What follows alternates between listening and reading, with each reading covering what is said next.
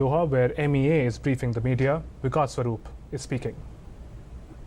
This morning, of course, he started the day with a meeting with business leaders. After that, we went to the Amiri Diwan, where he had a very fruitful meeting with His Highness, the Emir of Qatar. 7 agreements have been signed. His last engagement there was a meeting with the Father Emir, which was also a very, very constructive, very positive meeting. It was a rare gesture for the Father Emir.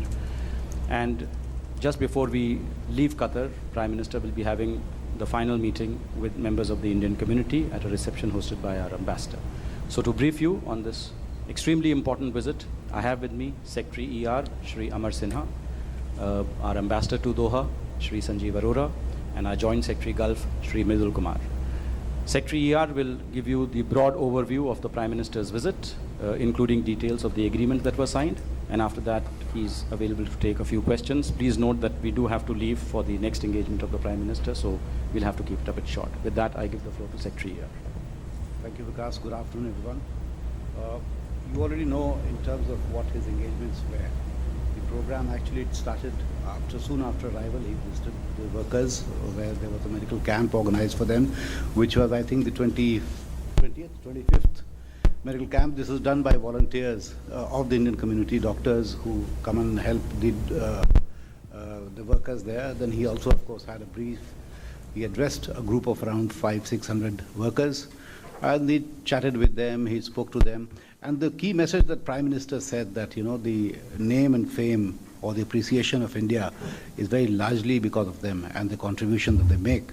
And a message which actually came across in our meetings at various levels, where they said that they not only form the largest community here, but they also seems to be the preferred community in terms of their commitment to work, their ability to mix with people, they gel well, and I guess, in short, I could say the most trouble-free relationship. So they were extremely appreciative. Actually, both the Emir and the Prime Minister said that they are not only conscious that they've come here to work at certain levels, but they have actually been partners with Qatar in their own development. And these are the words actually he mentioned. Yesterday, then, the Qatari Prime Minister had hosted a private meal at his own home for a PM and the delegation. And he, of course, had several members of his cabinet present there. So we had a fairly detailed, substantive discussions there. And today in the morning, at the full delegation level, we met with the Emir. Then, of course, PM had a restricted one-on-one with him and the Qatari PM again. And then we had a series of MOUs that we signed, 7 of them, which I'll quickly run down the details. But the main issues that were discussed were really, first and foremost, was the diaspora or the Indian community's welfare. Prime Minister thanked them for taking care of them, making good arrangements for their stay here, plus for their security and general welfare. Second critical importance was how we could partner together in investments that go beyond this trading relationship that we have. We, of course, are big partners. We import a lot of LNG from Qatar. It is our largest source. But both sides felt that time has come that we need to move beyond a trading relationship, get into strategic investments. So a lot of sectors were discussed. And the key sectors that PM felt from our perspective where, of course, railways was one, agro-processing, solar energy, and also even in defense manufacturing and general manufacturing. So these were key sectors that he discussed, besides, of course, opportunities in India in terms of the masala bonds that we are going for the railways again, for the smart cities in terms of urban infrastructure development, for in the asset reconstruction, like that our PSUs and IIF would be looking at assets which are under distress and to see whether we can get FDI into these sectors and revive some of these projects. On the political front, of course, there was a general expression of happiness at the level of interaction. This, as you know, within 14 months, this is the second high-level visit. Amir had come to India March 2015. But both sides felt that there is a need to raise the level of an annual consultation. And so, in principle, we have decided to form what we will call a high-level committee, both for follow-up and review, as well as also charting the path forward. At what level it will be, that is yet to be decided and announced, but it will be at a fairly high cabinet level, I think, from our perspective. Very soon, because we have to announce this, the joint statement has to be issued jointly, so they would be releasing it, I think, in another 15, 20 minutes. But I can give you a sense that this, of course, covers the entire gamut of relationship. It particularly focuses on security, terrorism-related issues, and this will be with you very shortly. So where we found that there was great resonance, they also realized the fact that terror does pose a threat to both of us and to our region. And I say region purposely because we have always held that this is part of our extended neighborhood, and Qatar is actually the third visit in the Gulf in the last, 3 months?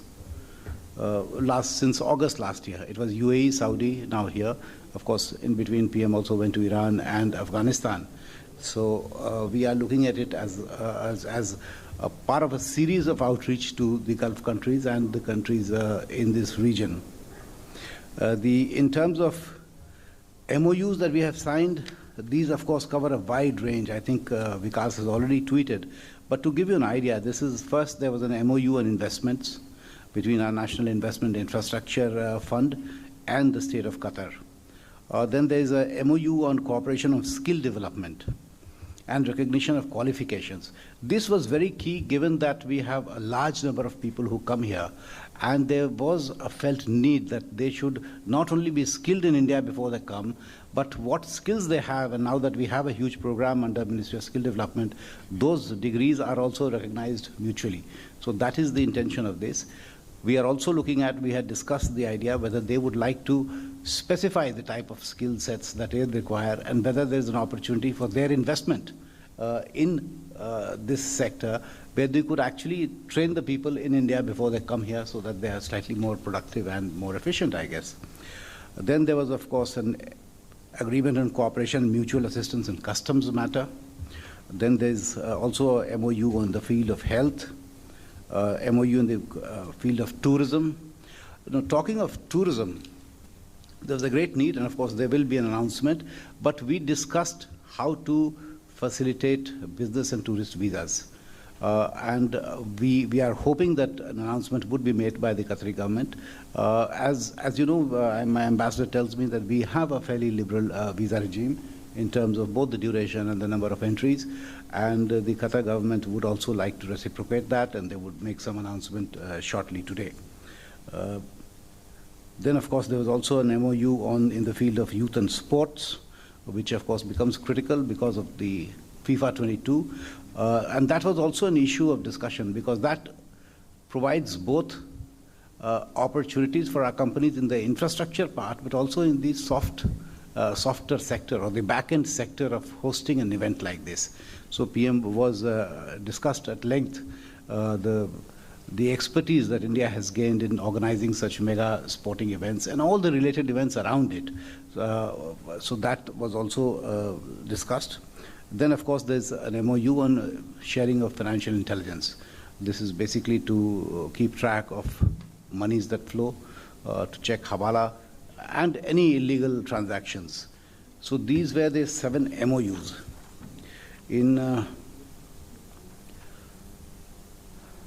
We are also, in the welfare of the community, one issue that was discussed was also the status of the Indian prisoners here.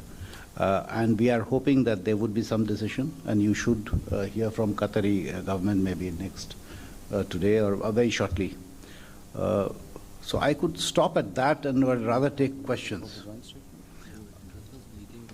Oh yes, morning I forgot that Prime Minister, the first thing, it started with a business meeting where he met a group of around 20 top investors of Qatar. And of course, PM was in a listening mode. He said that, of course, we have known each other for a long time as countries, but he wanted to get a feedback from them that what they would want India to do to help them to invest more in India. So many, 5, 6 of them gave specific suggestions. PM has promised that we will try and create a team which will help Qatari investments or hold them from the point they enter to the point they actually get into a particular sector. So those work we have to do back home. And of course, his last engagement was with the Father Emir, which of course we paid a courtesy call on him. He of course PM sought his blessings and constant support so that the decisions are taken quickly and we move forward in engaging Qatar more closely than we already have. Have I missed anything, Ambassador? So I'll stop there and I'll take your questions. Of course, Ambassador is here. Joint statement, I'm not giving you great detail because it will be with you in the next 30 minutes or so. If I can just supplement to what Secretary told you, I think the one point which struck us in the Indian delegation was the warmth with which Prime Minister was greeted. Virtually every Qatari dignitary told Prime Minister that this is your second home. You know, Qatar is your second home. So I think that was really something quite special. And today, of course, in the meeting with His Highness the Emir, he said two things which I thought I must mention to you. One, he said, India and Qatar should complement each other. And the other thing he said was, India is closest to us and the nearest to us.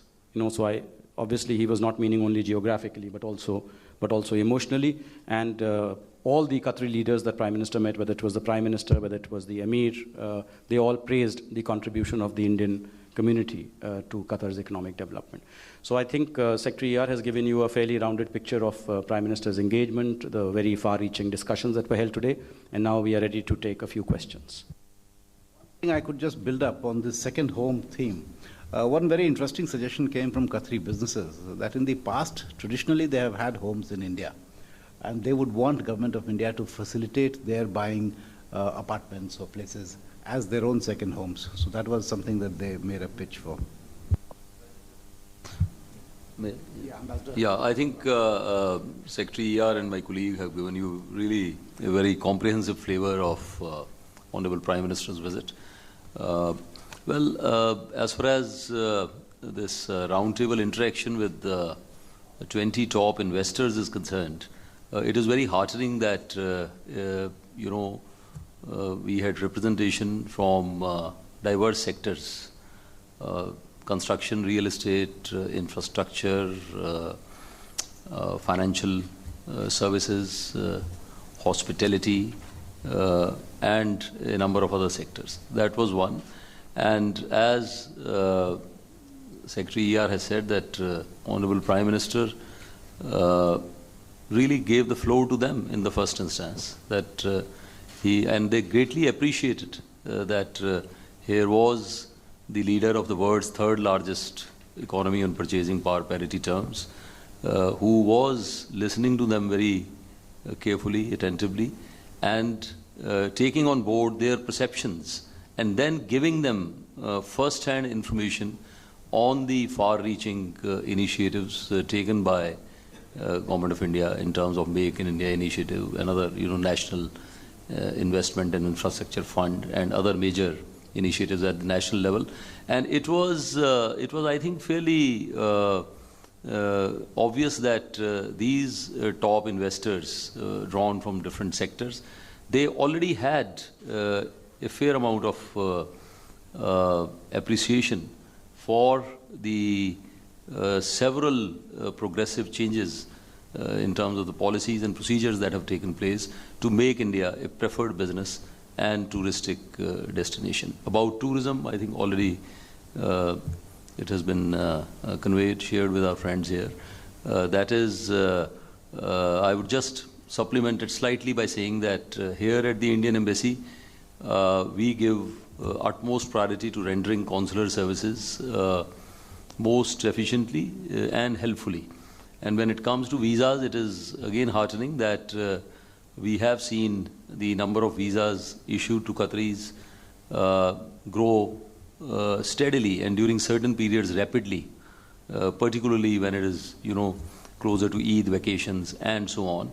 And there seems to be certainly a renewed enthusiasm and interest Firstly, in widening and deepening our collaborations in the tourism sector, and secondly, by way of substantially augmenting the flow of individuals and families. And Qatari side has given positive indications that it would also be taking steps to expedite the visa procedures for our businessmen and tourists. Thank you.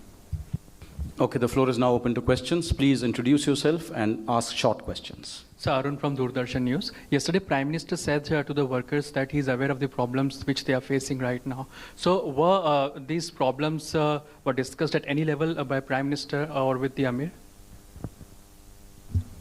Well, in a sense that, you see, the problems happen, basically the problems are contractual. When the contracts that they come on are not honored here, that has not been the case. And of course, part of the problem also lies at our end. So we have to address both there. In a sense, there are agents and agencies which bring these people. But the general question of their welfare, how they live, the arrangements that have been made for them in terms of living, that we had seen for their general security, yes, these were discussed at length with them. And of course, as I mentioned right in the beginning, PM was appreciative of what steps have already been taken, but everything can be improved. So in that context, I would say, yes, it was discussed. I'm Ajay from PTI. Can you give some details about this FIU, MOU, and also investment MOU?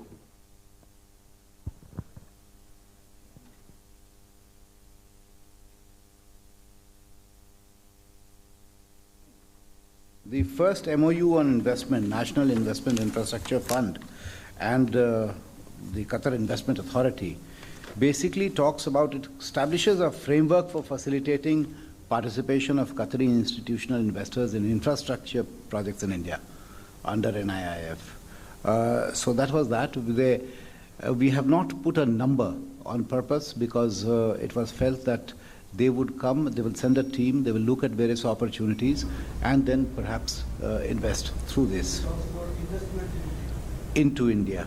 Yes. No figure. Figures can never be right. It will either be too high or too low. So why get into figures? Second was an MOU on mutual assistance in customs matter, basically which is an operational agreement between the two customs, both for facilitation and also for intelligence sharing, to check what is what you called under-invoicing and over-invoicing of trade, misuse or trade-related money laundering issues. So that is a mechanism which is more a law enforcement mechanism. Then financial intelligence unit is, of course, keeps track of non-trade financial flows between countries, and that is also very important in terms of the commitment of both sides to fight terror, terror financing, etc. So that is something that we have been pursuing with all our partners, as you see. Then, of course, I told you about the skill development MOU. What is the idea? It's about skill development, entrepreneurship development, and there is a need, and it is also felt in India that you have a population which needs to be skilled, and as PM always says, that we have to skill our people to become the workforce of the world. It is not only about a particular geography, but basically you equip them with skills so that anywhere they could be in demand. You are watching live the MEA press conference from Doha on Prime Minister's Qatar visit. MEA spokesperson, secretary and ambassador of India to Qatar were present at the venue.